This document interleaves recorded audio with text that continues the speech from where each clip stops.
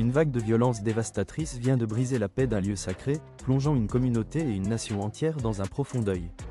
Pendant la prière du vendredi, un kamikaze a pris pour cible une mosquée chiite au cœur d'Islamabad, provoquant une explosion qui a coûté la vie à des dizaines de fidèles.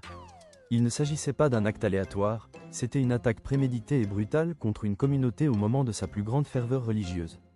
Immédiatement après l'attentat, plus de 160 personnes ont été blessées, dont beaucoup luttent pour leur vie, tandis que les services d'urgence locaux travaillent sans relâche pour faire face à l'afflux de victimes.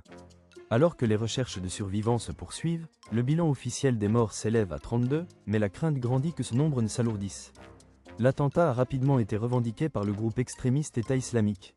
Par le biais de ses canaux numériques, l'organisation a diffusé des détails et des images de l'individu qu'elle accuse d'avoir perpétré l'attaque, illustrant ainsi la machine de propagande sophistiquée qui accompagne souvent ces actes de terrorisme. Cependant, la recherche des responsables a déjà abouti à une avancée majeure. Les autorités ont officiellement confirmé l'arrestation du cerveau présumé de l'opération, un membre lié au même groupe extrémiste. Cet individu aurait été appréhendé à la suite d'une enquête menée tambour battant qu'il a identifié comme le principal instigateur de l'attentat. Selon des sources sécuritaires, la planification et l'entraînement de cette attaque ont eu lieu en Afghanistan, révélant ainsi l'existence de dangereux réseaux qui continuent de menacer la stabilité régionale.